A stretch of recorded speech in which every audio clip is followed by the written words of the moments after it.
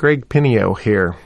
Sometimes in life, you're lucky enough to have something happen that will forever change the course of the way you think, the way you conduct yourself, the way you do business, your relationships, your philosophy in life.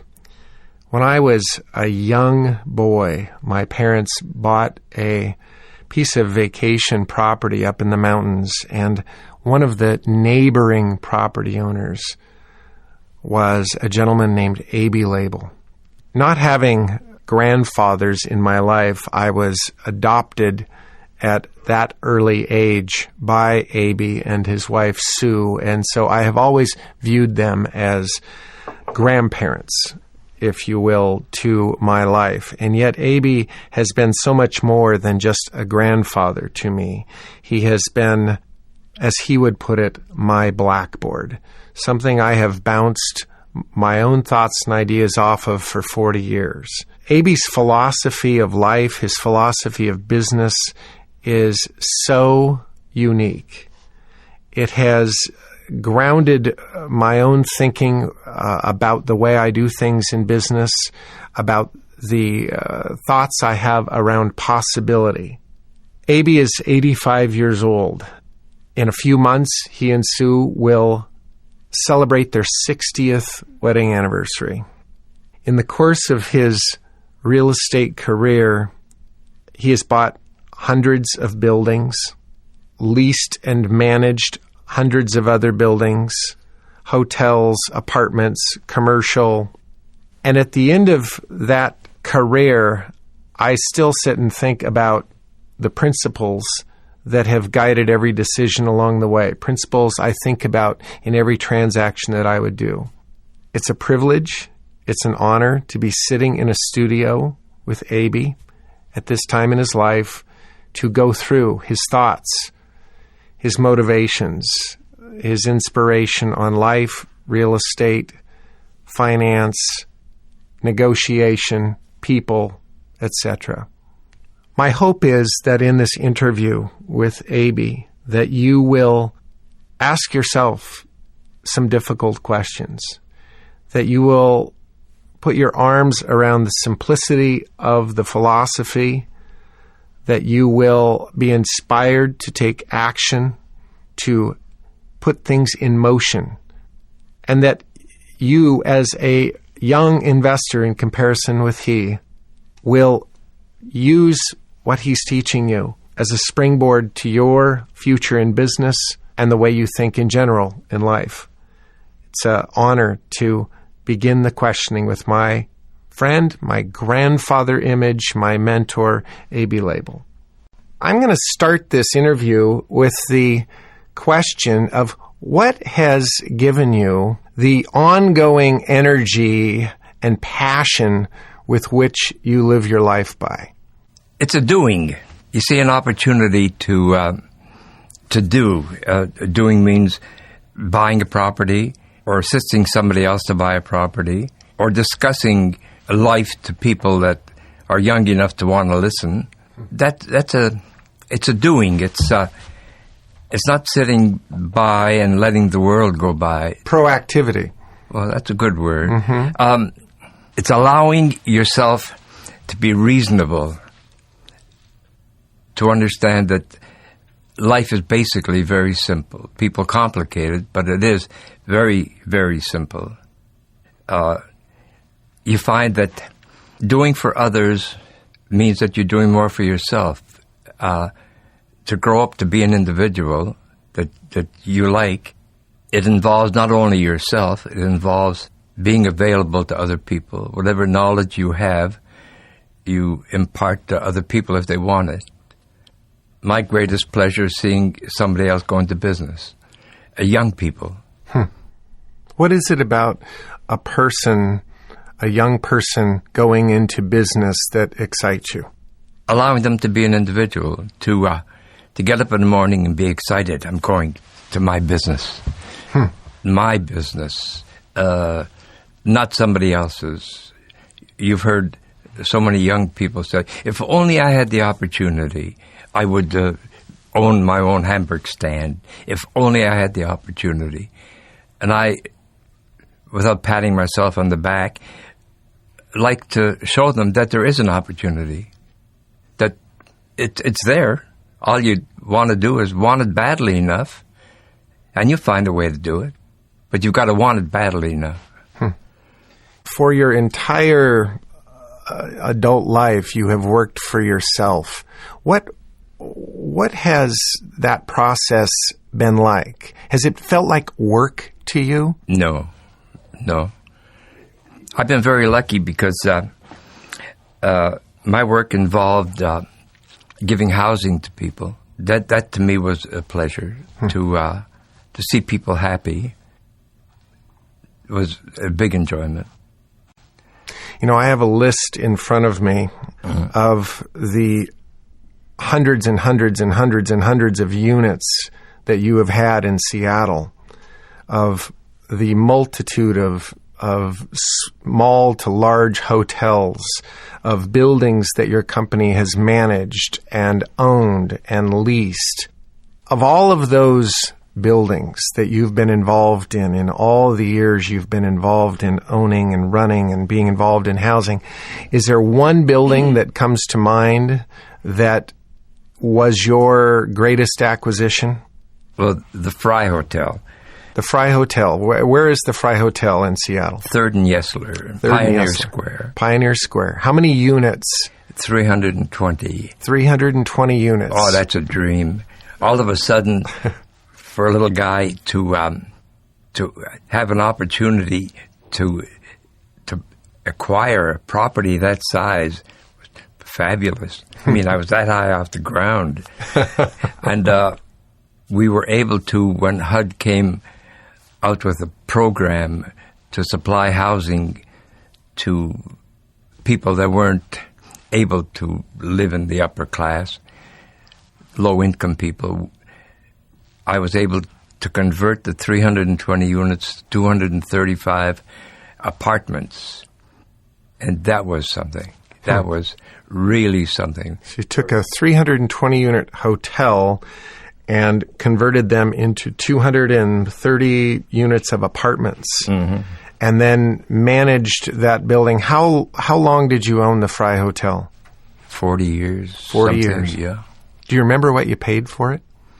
Yeah, $750,000. It breaks my heart. A few years before, I could have bought it for $400,000. I had no money, mind you.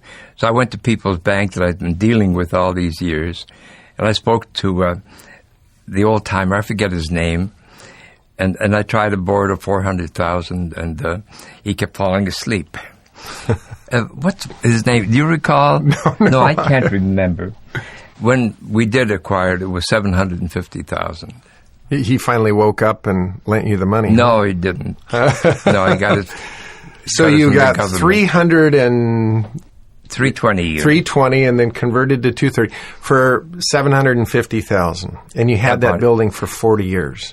You know, on our way here to the studio this morning, we went by a house in Seattle, a house in the Ballard area of Seattle that you bought in 1962 for $25,000. Oh, that was a lot of money. That was a lot of money back then. Oh, a lot of money. And I told you on my way here that would be easily somewhere between $800,000 and $1 million, and that didn't faze you. That's what real estate does over time. Oh, sure. And so one of my questions around this is, if you started with nothing, with zero, you didn't start with the big inheritance. You didn't start with, wealthy parents that handed you, millions of dollars to start with. How did you get started? Borrowed money. And who did you borrow it from? I borrowed the first rent from my brother. Okay. On the first lease on the States Hotel. Huh. And so you went to the sources that believed in you, sources that were willing to lend you a few bucks. How much did that first hotel cost you, down payment wise? Do you remember? Oh yeah, purchased the first hotel. $10,000. $10,000 down. They wanted $20,000, and I couldn't afford 20. I didn't even come close. That's the first time I went to a bank and I said, can I borrow 20,000? He said, well, of course, Mr. Label. Be very happy to. What do you plan to do? I want to buy a hotel. Oh, of course. If you had 20,000 and you put it in collateral, then we would be happy to loan you 20,000. And stupid me, I said, but if I had the 20,000 to put in collateral, but why would I want to borrow? Well, I'm sorry. So they didn't give you the money? No. So I told the owner I couldn't buy it. And a couple of months later, he had a problem with his manager. He came back to me, and I asked him if he'll take 10,000. And he decided he would, and I didn't have 10,000. So I called all my creditors, and I said, you don't mind if I don't pay you for a couple of months? And they said, fine. I'd made a habit of, as soon as I got a bill, and if I had the money, I paid it. Because I know sometimes shortage of money, and if they needed the money as much as I did, I didn't want to wait till the first of the month to pay my bills. So they decided to do that, and I was able to acquire the property. And I owned it for 48 years, I think. And converted that to apartments as well under the government program. Now, a lot of your housing in Seattle is low-income housing where you had to deal with HUD on many an occasion. Oh, yeah. And dealing with HUD is sometimes difficult. And as that was part of your life, tell me about that relationship with HUD and your attitude towards dealing with them. Well, HUD composed of individuals, and individuals have their likes and dislikes. One of the dislikes is the fact that I'm Jewish, and a lot of people were wary of Jewish people. Also, supposedly when you own a property, you're wealthy. And they said, the guy's stupid, and look at him. And there's a bit of jealousy or envy that goes with it. So you're dealing with individuals rather than the federal government, unfortunately, which is composed of individuals. Who have jobs, who work 8 hours a day. And who look at their clock and say, 18 more years and I retire. So it's very difficult. They have narrow vision. They just look at one thing, like an accountant would only look at one thing straight through. And a businessman has to look at all phases. So they found it very difficult to deal with individual entrepreneurs. How did you work through that? How did you, because you kept working with them, how did you find success working with HUD? Yes, sir. No, sir. And learning more than they knew. Do you feel that you knew their programs as well as they knew them? Oh, I studied. I knew their programs because they were my life. And unfortunately, they would come up with different rules and regulations that were more difficult. More paper. And my crew, my staff, were unhappy. More work. And I explained to them that that's fine. The more work that they give you, the more difficult it is, the fewer people get involved. It gives us an opportunity to acquire more property because the name of the game is to own property. So I want to underline a bit of that philosophy because I want to make sure that this gets highlighted, if you will.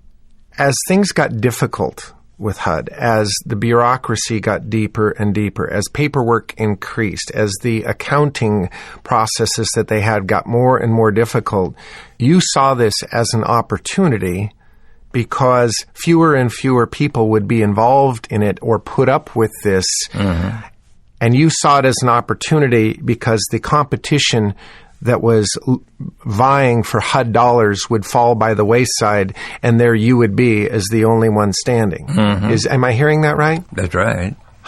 Stupid me read a lot of books. Well, my question is this. If you were to tell a young person starting in any business what he or she should do, does some of that philosophy come into what you would tell young people to do? Sure. You've got to want to do it badly enough. What does that mean? You don't acquire something. You've got to study. You've got to learn. If you're in real estate, you've got to know all phases of real estate. You've got to understand it thoroughly, but you've got to like it. Otherwise, don't do it. If you like it, if you want to sell hamburgers, make the best hamburger in town, and you won't go out of business. You'll become successful. The same thing in real estate. If you're in housing, well, give the best housing that you could. Don't steal from the people.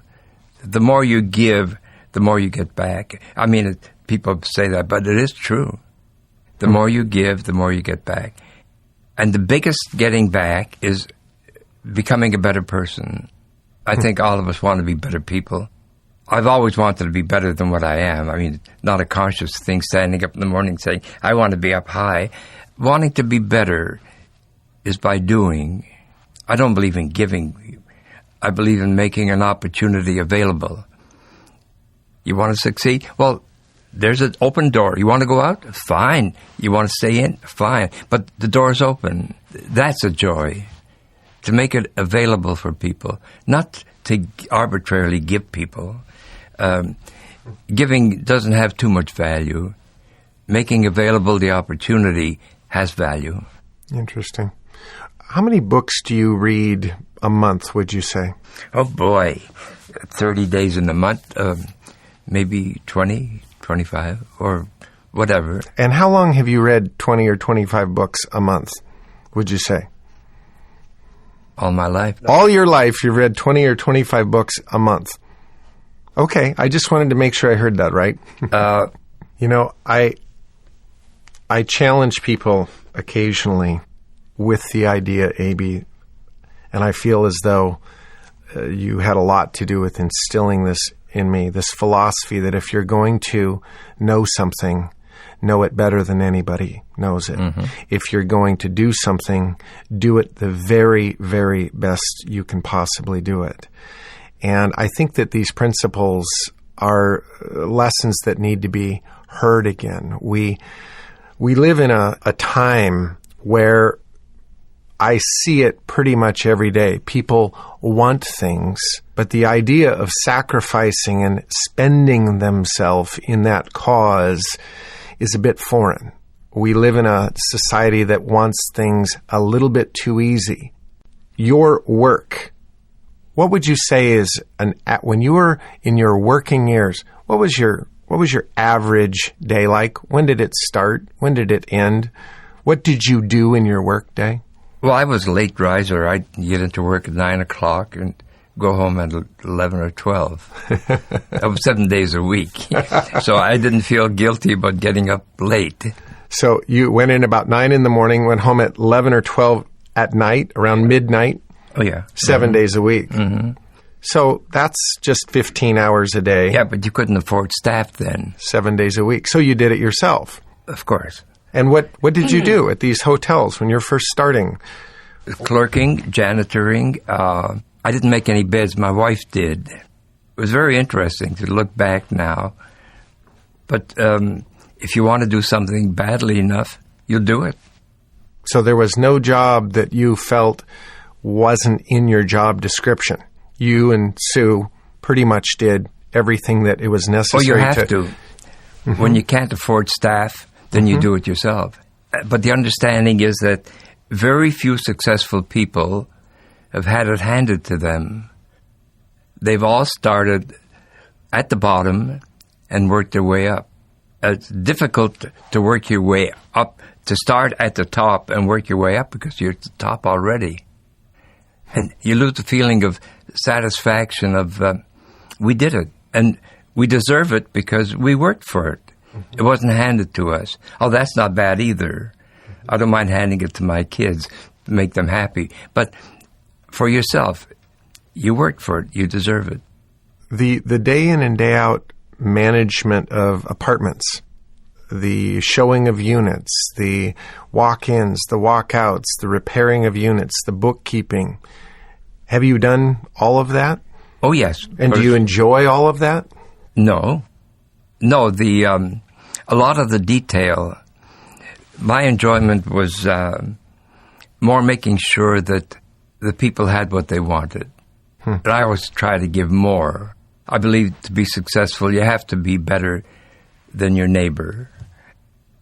And my enjoyment was the acquisition, making sure that they had it, making sure that the people were happy, and knowing people. Did the sellers of these buildings that you've bought, do you have visual memories of these sellers? And if so, do you have a sense that in every deal you've done that seller got everything that they were looking for? Oh, yeah. I'm not greedy. Greed's something that I never acquired. I didn't like bargaining.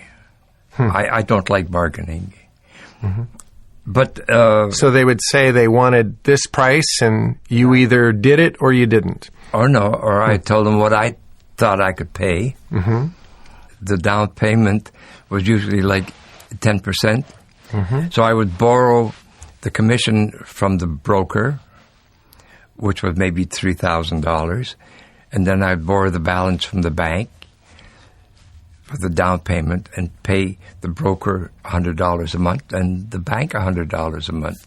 So you'd borrow the down payment. That's right. And the remaining balance was on a promissory note with the person you purchased it from. So you'd 100% finance these, in a sense. That's right. Yeah. Finding a property that has what you feel to be great potential, such that you would then get on the phone and call people, prospective partners. What's going through their mind as far as this investment? Why would they take money and say, here you go, I'm in? Because I'm a leader.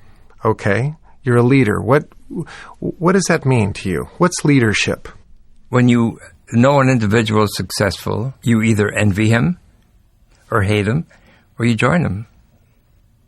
And the people that I've spoken to, my partners, joined me. Isn't that interesting? No, they respected either me. Envy you, they hate you, or they join you. Yeah. I never said that before, so... Well, I think it's rather profound. So you found people would follow you because you were a leader. What constitutes a leader? How many people stick their neck out and buy a hotel? Very few. How many people that stick their neck out and buy a hotel are successful? Very few. So if you stick your neck out and buy a hotel and are successful, people say, boy, that's not bad. Then they trust you. Then they trust you. And what are the qualities of leadership, do you think? You mentioned one, trust. They trust you, so you're trustworthy. What are the other qualities of leadership? Well, you show you have initiative. I think basic, it's a trust. The people have no knowledge of real estate at all. They have this money that they worked hard to get, and they're giving it to some guy that they hope will succeed. And so it's got to be trust. Have any of the people that you've bought buildings from, have they ever come back later to invest money with you? Let me see now. I've never asked that question before, but I'm curious. No, the people I bought properties from, who then all of a sudden get paid a large amount of money. They get their money. Now they've got to go invest it somewhere. Have they ever come back later in your life and invested with you? I don't think so. I can't recall. It's really interesting. My greatest investors are those that I've purchased buildings from, that I may pay them on a monthly basis for many, many years. And they see that I'm consistent. They see that I pay on time. And then all of a sudden there's a cash out due them and they get a large amount of money and they don't know what to do with it. So they come back now as investors. And what did you just ask me? What constitutes a leadership? And you just told me. Yeah. Yeah, I suppose that those are the qualities people look for. That's right. You bet. And basic trust. If somebody gives you money to invest and they know that you're not guaranteeing it back, it's got to be trust. Interesting. Because they're giving you money, which is very, very important to them. Tell me about money. Well, it's a vehicle. It's something that you use. You don't abuse it. You use it. It's available. Banks are open because of the one reason. They take your money and they pay you 2%, and they loan it out for 4%. And that's fair because they have to make a living. And their way of making a living is fair because they're governed. They can't do too much in the way of hurting people. That's good to know. No, they can't. They're governed. Mm-hmm. Did money or the lack thereof ever stop you from doing a deal that you really wanted to do? No, you acquire it. So if you don't have it, what do? You take a partner. Tell me about partnerships. Or 2 partners, or 3. Mm-hmm. Or the Fry, I had 20 partners. I was so lucky. Mm-hmm. And out of the 20, there were only 2 that were disagreeable. Which I'm surprised we found 2 disagreeable.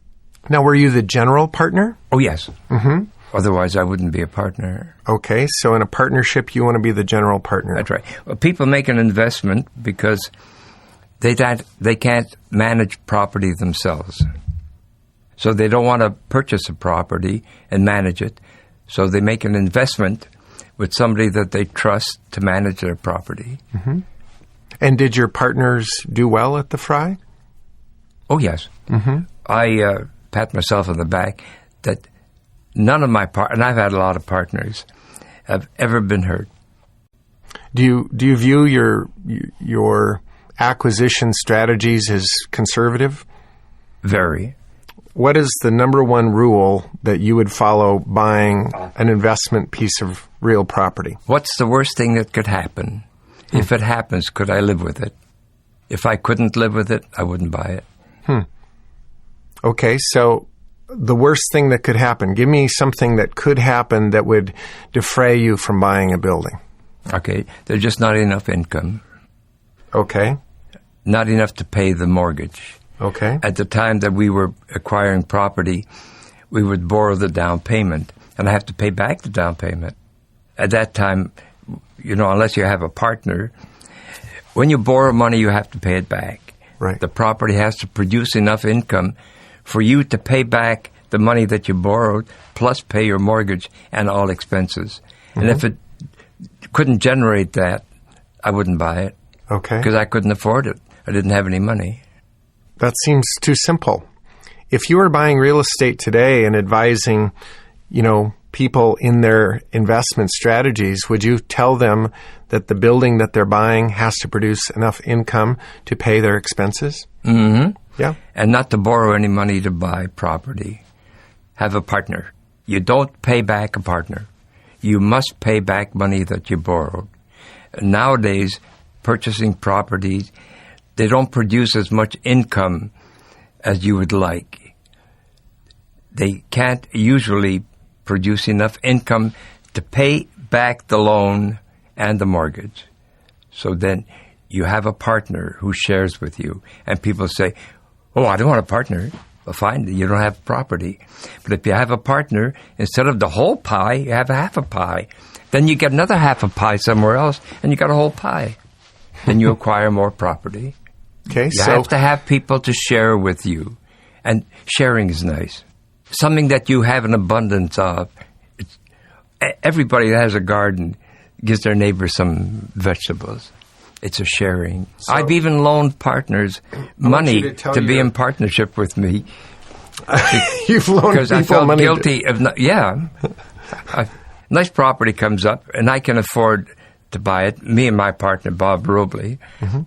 But I'd been involved with somebody else in something, and I feel guilty if I don't have them involved, and they don't have the money. So I would loan them the money to become a partner. It's because a sharing. you believe in sharing. Of course. Mm-hmm. Okay. So I want you to tell the story of when the bank was going public and making an investment in the stock of the bank. There came a time when the federal government allowed the savings and loans to go public, which was a big thing because savings and loans were restricted. They could only do so much with their money. Well, now, all the savings and loans The first stock that they sold were to their customers. After that, they went to the public. And everybody that bought stock at the beginning made money. So here comes my savings. Or so everybody thought. That's how it worked. Well, no, at the beginning. Oh. They would buy stock, opened at $12, and inside of a week or two, it was up to $15. Big deal. So I became greedy. The company that I dealt with, Savings and Loan, were going public. And, AB, do you want some stock? And my partner said, sure. So I said, Bob, I don't want to be greedy. I only want to make $10,000.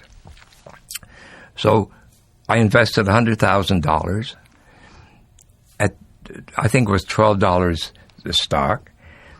My partner did too. And in a week, it went down to $7. No, it went down to $8 or $10.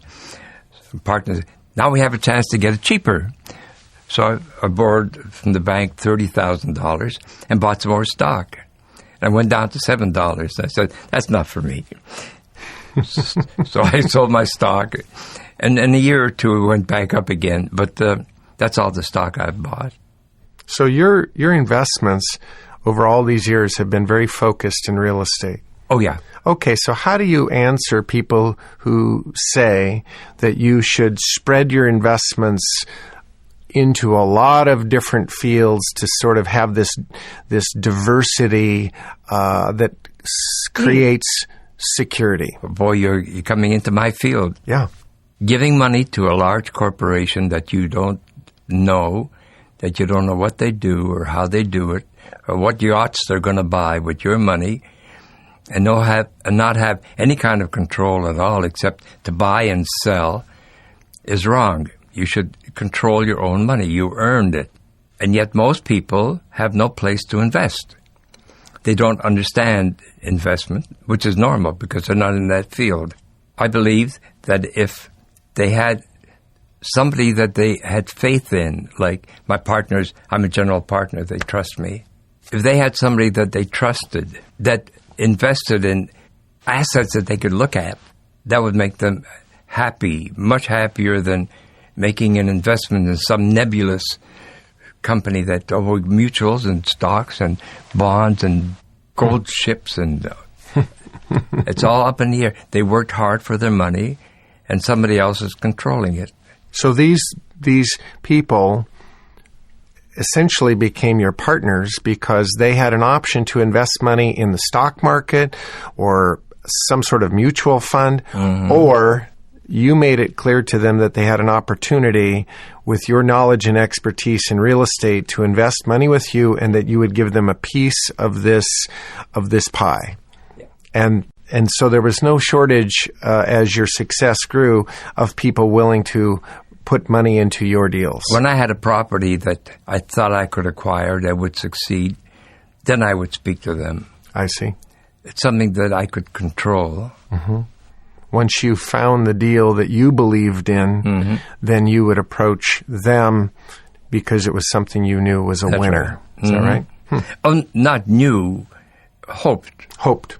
Mm-hmm. Hoped. And I found that management was the key. Management, if you're good at management, it doesn't matter what you work at. It just doesn't matter. They could hire a good manager, take me, and they said, we want you to work for the space station. I want you to control it, be the CEO. It wouldn't frighten me at all. I don't have to know anything about it. Just have to manage it. Hire the proper people to do the work for you. Make sure that they were paid sufficiently, that they were content with the job. Okay, so the people who sit back and say, all right, I'm afraid to move forward because there's still so many things I don't know about real estate investing. How would you answer that person? What would you say to them? Well, everybody's afraid. If you weren't afraid, there'd be something wrong with you. There has to be fear so that you be... it's the most natural thing in the world to have fear, but you control it. When you have a problem, of acquisition and money, have somebody to work with you, a partner, and hope that your partner is as capable as you are and that there's no envy on either side. Should partners have different gifts and abilities than your own? No, it doesn't really matter. Okay. But they're sharing the responsibility. And usually there's one general. If you put together a deal and you have a partner come in, well, he's only an investor and he depends on you. There can't be two bosses because that's too difficult. There's got to be one person, and that person will be either successful or a failure. So if you find somebody that's successful like you are, well, then people will invest with you. Define failure for me. What's failure? What's failure to you? Failure? If I meet a man who said, well, I tried my business, I went bankrupt, well, I respect the guy. He tried. But when I find somebody who failed because he bled his company, well, you don't respect these people. You don't take more from a company than you put into it. Interesting. I think it's too simple. It's very basic. A problem goes round in a big circle, and people start looking for the answer, and there's really very big, cut right through. There's actually no problem that you can't not solve, but you could define anyway. That's a problem. Give you an example. At one time, we may have had, I think, 10 hotels I was operating. And my partner, Bob Robley, who did all the detail, thank God, started to look a little harassed. And I said, what's the matter, Bob? And he said, I got a lot of problems with the properties. I said, fine. He came into my office, and I took out a list of all the properties. And I said, okay, the Arlington, what's the problem? This and that. I said, well, do this. And through all the properties, I just said, well, you either do that or do nothing. And they were solved. And it's that basic. If you need money, find the money, but don't worry about it. Just go ahead and do your thing. If you've got a manager that you can't trust, you're going to keep him? Well, then expect that he's going to steal from you. Okay? And if you expect that, you're not surprised. Then you accept it. Do you worry about anything? Worry. I'm trying to... Oh, sure. My wife, unfortunately, had a hip problem. You worry about that. But have you ever worried about any business situation? Oh, sure. Oh, of course. I wouldn't be normal if I didn't. I remember going home and read the newspaper, and my stomach is working. And in a day or two, I knew that it would settle down. It's the doing. You make a decision. You have to make a decision. You have to decide, I'm not going to do anything. That's fine. I'm going to do this. That's fine, too. But you make a decision. You take a pathway. But you can veer off. That doesn't mean that you've made a pathway you have to go through. No, make a start. Step out. Be in motion.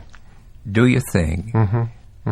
Don't just sit back and procrastinate and say, tomorrow morning I'll make a move. And then, well, I'll think about it. Make your move. Make a decision. You've got to make a decision. If you're going to go bankrupt, I'll quit. That's it. Make a decision. Do your thing, and then go on to something else. Do you have any regrets? Oh, of course, sure. Looking back on all of these years of business, what would you do different? Oh, I would learn building.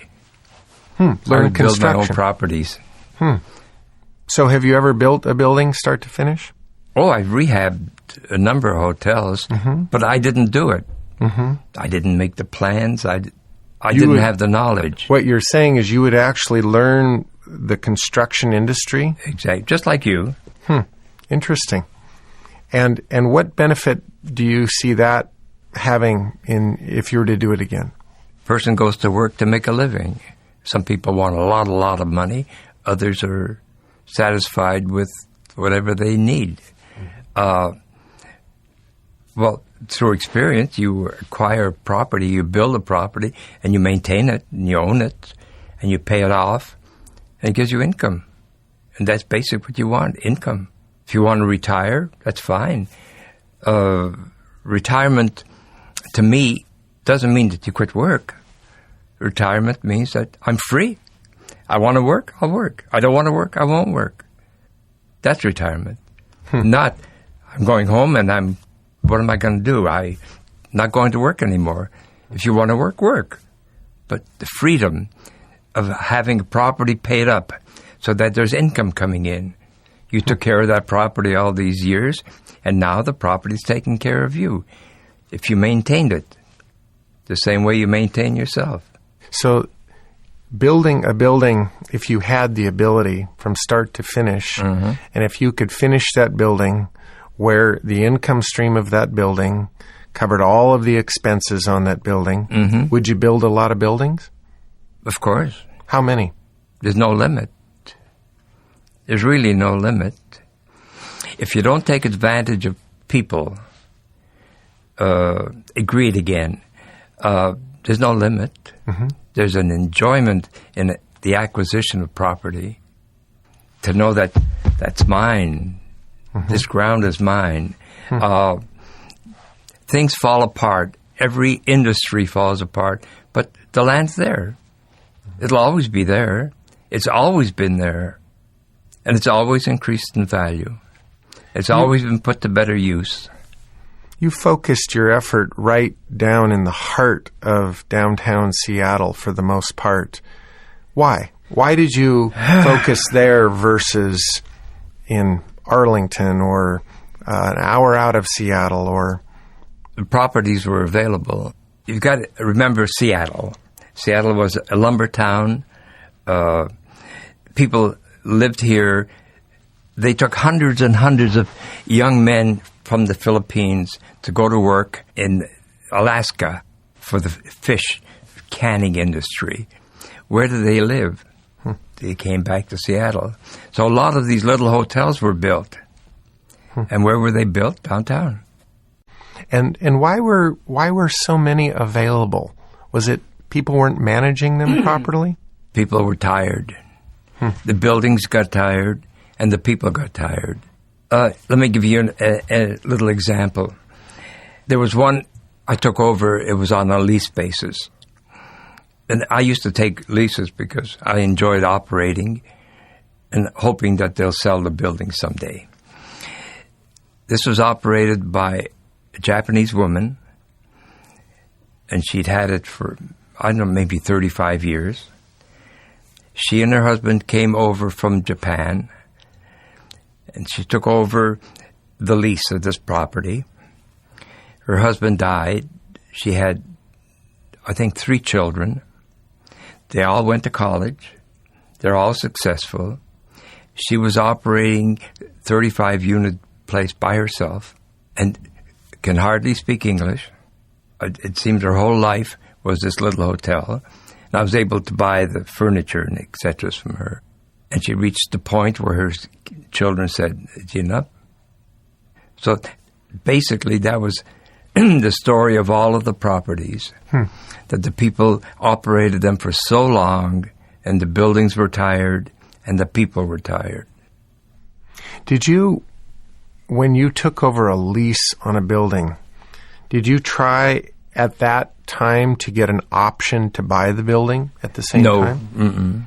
You just felt that if you created that relationship with the owner, that over time that particular opportunity might come your way. That's right. Not even that, just the operating, secondary the purchase. And so there was an upside of cash flow that you felt you could make out of taking over the lease of these buildings, and then you could use that cash flow to purchase those that were available for purchase. Or to live. Or to live. Sure. I always gave more than I got. I'm not patting me on the back. That's my philosophy is don't expect too much. But know that if you give people an opportunity to be decent, they'll be decent. And the few that aren't, well, that's fine too. But the majority of people, give them an opportunity to be decent people, will be decent. Again, you open up the door and you say, let's help this guy. Everybody will come in and help. Keep the door closed. Nobody goes to help him. You have to make an opportunity available. And housing low-income people, which puts them in a class by themselves, but not really. It's just that this is what they can afford. You have more opportunity to open up doors.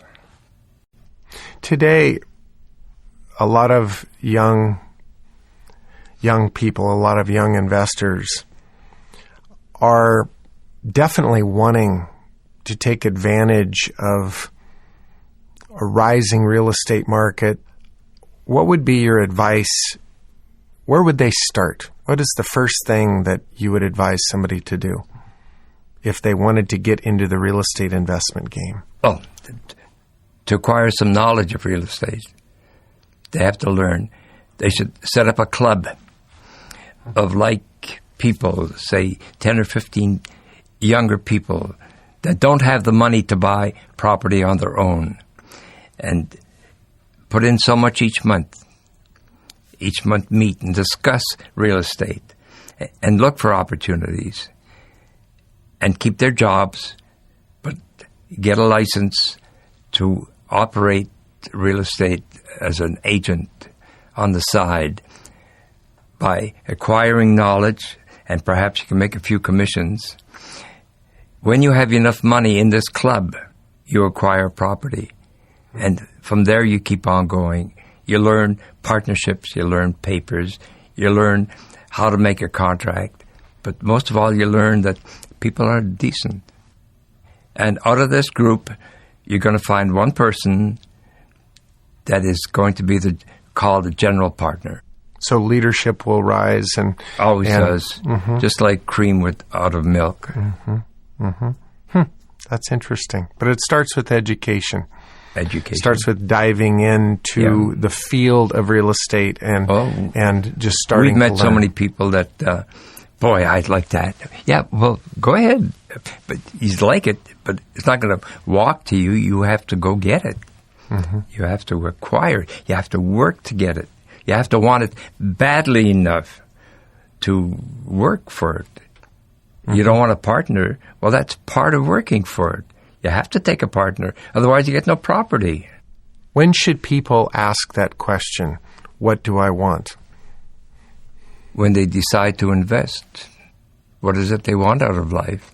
If you want a cottage out in the country, buy the land when you're young and pay it off eventually so that you have it, it's yours, and then work your butt off and make the money to live because you've got your retirement back there. What is it you want? You want a lot of money? Well, then gamble. Buy properties and hope that the increases in value goes up and that you don't go broke. Most successful people gamble. It's all a gamble. No matter how good you think you can manage a property, it's always a gamble. So you're taking risk. In every deal you do, you feel as though you're taking some risk. Oh, of course, sure. But they're sensible risks. What are the main components of taking a sensible risk? Knowing that you could manage it. Used to be go into an apartment house, check all of the expenses. What conceivably could happen that would cost you money? And are you making enough income out of that property that you can take care of it? You're not thinking of taking out money. You're not trying to make a living out of that property. You want the property to maintain itself. And if it does that, you feel that you've done your due diligence in the world of risk assessment. Now it's up to you to just manage it correctly. Is that right? Maintain the property to the best of your ability. Don't gouge at the people. Make a living. To be sensible, you own a property free and clear, housing property. And we're having a recession and people can't afford to live there. All the apartments are getting hurt. You cut your apartment price down, you'll be full. That's taking an opportunity. Times are bad, but you're free and clear. You don't have a mortgage, so you can take care of anything that happens. So the secret is pay off your property. That's your freedom. When you're growing your business, A.B., if a property has a positive cash flow, would you ever borrow against that building to buy another building? It's an asset. It all depending what you want. If you want that building paid up, then you don't borrow against it. You want to pay for it.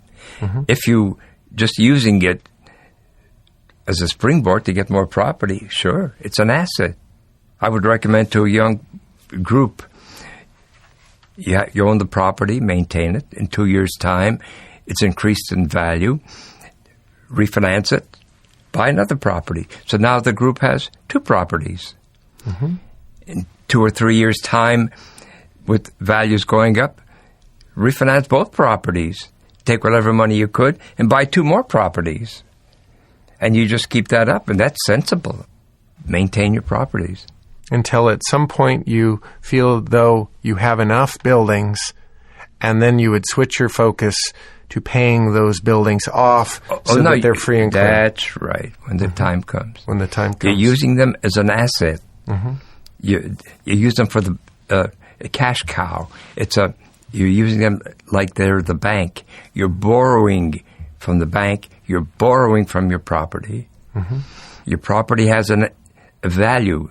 You got to use that value. It all depending what you want. If that's what you want to do to continue owning more properties, you do that. But if you're not, remember at one of your seminar or groups where you were teaching, I said anybody that owns a fourplex and pays off the fourplex, and you can pay it off in about 10 to 12 years. Pay off that, you have an income of maybe $3,000-4,000 a month. And if that's satisfactory, that's fine. One gentleman, your friend, said, well, it's only $3,000-4,000 a month. That's a hell of a lot of money, just to one piece of property. So it's really asking the question back what do you want? What do you want? That's right. What kind of life do you want? If you need $10,000 a month, you've got to create enough assets that will produce that amount of net results. And when you have that many assets to achieve the lifestyle you want, then you switch gears to start paying them off. Is that what you're saying? Yeah, if that's what you want. You know, these are the kinds of discussions that I get to have for my entire life. And you can see that after one like this, at least for me, I go away for the next 2 days and write notes and reflect and think and, you know. You know basically what it is? That you're using me for a blackboard. And everything that bounces off, it's you, it's not me. Whatever you've learned, you've made your own decisions. And you can't force a person to be something that he's not. So everything that you are, you did. Say a mentor, somebody to bounce things off, that's all. Nobody has the right to advise other people. Advice is the cheapest commodity that there is. It costs nothing to give advice. Nothing. I mean, you throw it away.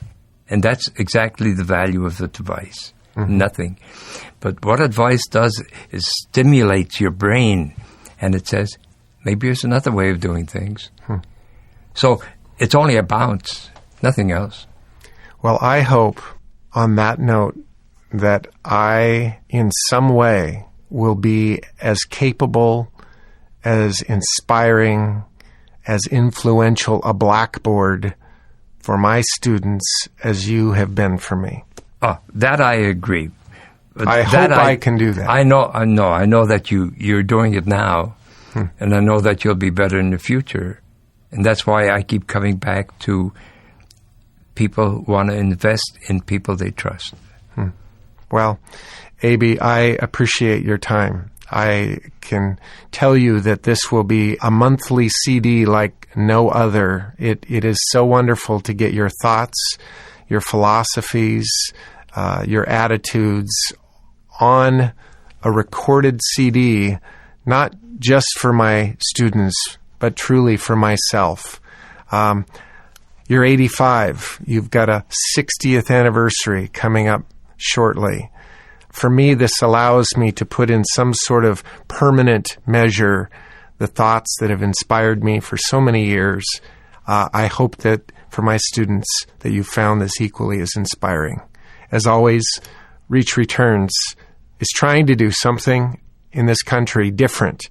We're trying to provide excellent tools, but at the same time, we're trying to provide the philosophies, the attitudes, the art form that make those tools a reality in our life. Thanks again. A pleasure. Copyright Reach Returns, all rights reserved.